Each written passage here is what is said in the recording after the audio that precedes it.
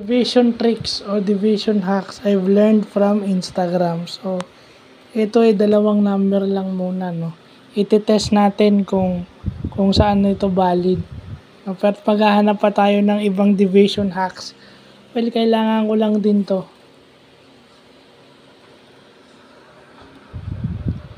Siguro kapag ka walang ito na-discover ko. Okay itong method na to kapag ka yung nakuha mong number sa pag minultiply mo sa 2, pag tinimes 2 mo, kapag ka wala siyang butal o wala siyang decimal point, pwede. Pero pag may decimal, hindi pwede. Pag sakto siya, pwede. Doon mo siya pwedeng gamitin. So, maganda at may natututunan tayong bago. Maghahanap pa tayo ng ibang division hacks. Kasi kasama yan para ma-enhance yung ating math skills. So, maganda lang talagang pag-aralan. So, yun lang po.